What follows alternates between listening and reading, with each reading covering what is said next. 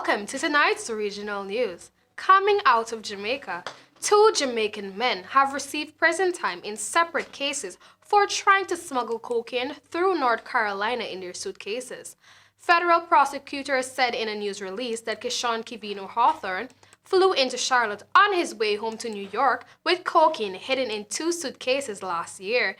He received 33 months in prison Thursday after previously pleading guilty to cocaine-related charges. Prosecutors say Christopher Anthony Samuels was sentenced to 30 months in prison this week on cocaine-related charges. Authorities say they found bags containing cocaine hidden in the liners of his suitcase when he flew into Charlotte, also on his way to New York last year. Defense attorneys didn't immediately respond to emails seeking comment. Prosecutors say both cases resulted from Homeland Security Airport Drug Initiative. We now move on to Venezuela. U.S. officials have accused Venezuelan President Nicolas Maduro and his allies of profiting from a food subsidy scheme as the country suffers acute shortages. For years, a vast corruption network made money from overvalued contracts while only a fraction of the food for the state-run program was imported, the U.S. Treasury Department said. It imposed sanctions on 10 people, including Mr. Maduro's 3 stepsons.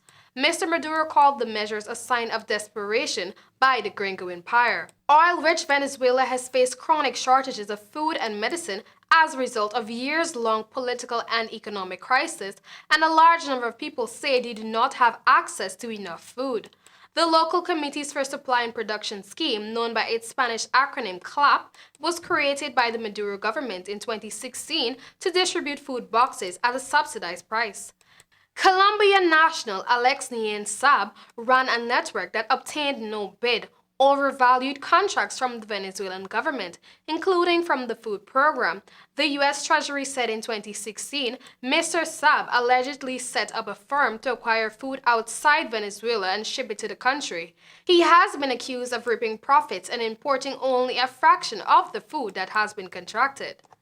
According to the allegations, Mr. Saab and Alvaro Enrique Vargas, his business partner, have paid bribes and kickbacks to officials to win overvalued contracts from as early as 2009.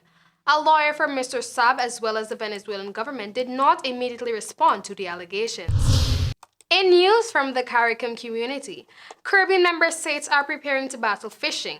18 border control officers from 7 member states of the Caribbean Regional Fisheries Mechanism are currently undergoing a 4-week training course in fisheries prosecution and interdiction organized by the Barbados-based Regional Security System in collaboration with the CRFM Secretariat, the Government of Barbados, and the British Royal Navy's Fisheries Prosecution Squadron.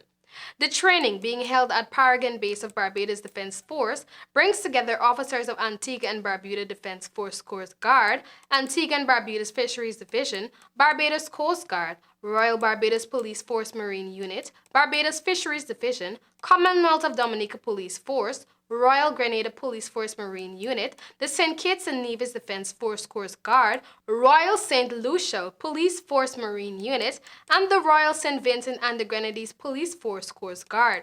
The course is expected to improve the skills and competencies of authorized officers responsible for enforcing the Fisheries Act and fisheries regulations and supporting administrative policies. And finally, in Trinidad and Tobago, distribution of registration cards for Venezuelans starts today. National Security Minister Stuart Young said dissemination is expected to take some time as around 13,000 registration cards are expected to be issued.